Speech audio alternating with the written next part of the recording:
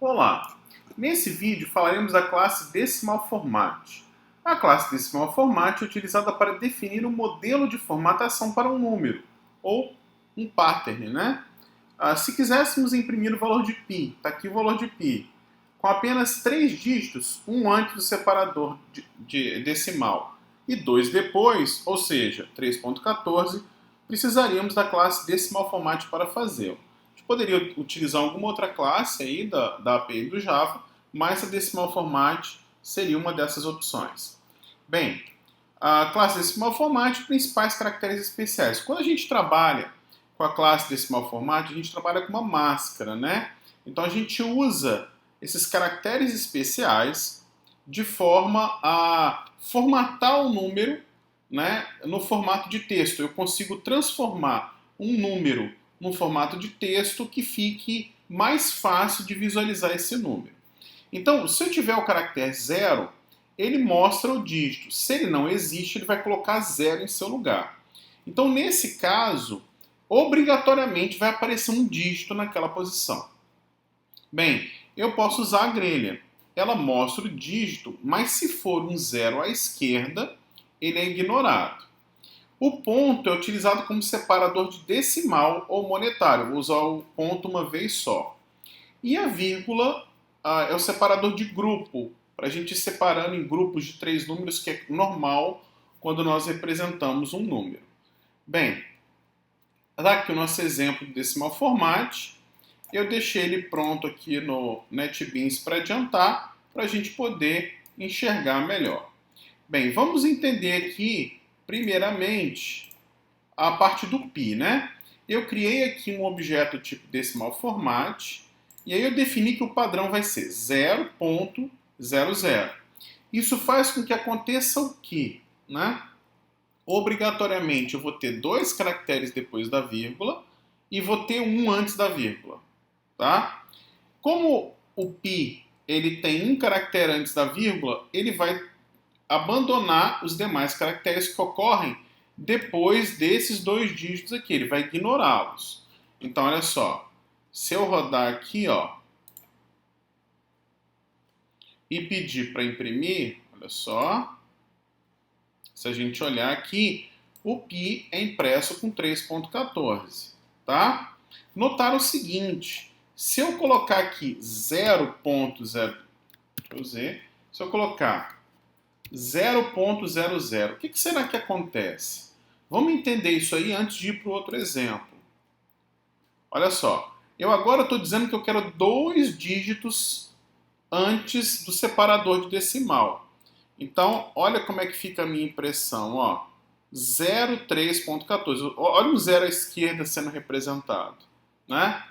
Mas se eu colocar aqui uma grelha, ó,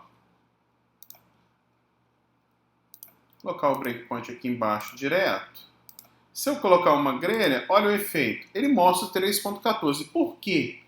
Esse número não tem esse dígito aqui, né? Esse dígito é um 0 à esquerda.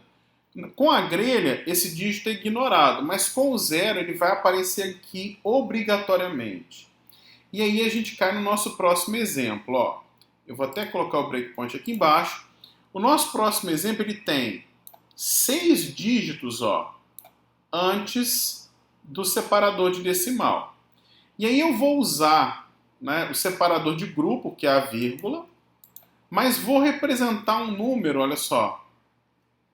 Eu vou colocar aqui 3 dígitos, separador de grupo. 3 dígitos, outro separador de grupo. Então, nesse caso, se eu mandar rodar aqui, olha o que ele vai fazer para a gente. Ó. Ele vai representar o número 198.564.45 da forma que a gente normalmente gostaria de ver. Com o separador de grupo aqui e o separador e o de decimal, né, o monetário no final. Tá, mas e se eu colocar no lugar dessa grelha aqui, eu colocasse um 0, né? Ele ia fazer esse efeito aqui pra gente, ó. Olha só. Nesse caso específico eu tenho 6 dígitos, mas ele está pedindo por 7. E aí o que ele faz? Quando eu peço esse dígito a mais, né, esse que eu obriguei colocando esse zero, ele acaba colocando zeros à esquerda, né? Obrigatoriamente. Se eu colocar a grelha aqui, ó, e, por exemplo, colocar mais um zero aqui, vamos ver o que acontece agora. Olha só, ele vai representar com 3 casas decimais, mas vai mostrar aqui, ó, zero no final. E se eu colocar uma grelha aqui no final? Vamos ver o efeito, hein? Olha só. Nesse caso, esse número não tem valor aqui, é um zero. Como esse zero não faz diferença para o número, ele não o representa, né? Então essa é a diferença de você usar grelha ou usar o zero. E a vírgula é utilizada para colocar esses pontos aqui, os separadores de grupo, enquanto o ponto é utilizado para fazer o separador de decimal. Tá, mas e esse último exemplo que você coloca aí embaixo? Nesse exemplo, eu representei o mesmo número, mas para bagunçar eu coloquei uma string no meio do número. Olha o efeito. Olha só.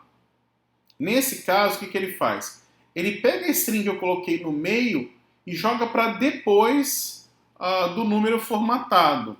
Notar que esse número 198.564, ó, ele está sendo representado aqui por, ó, eu tenho 3 dígitos, né, mais 3 dígitos, e aqui eu coloquei mais um zero obrigatoriamente, ó, por isso que ele mostrou aqui.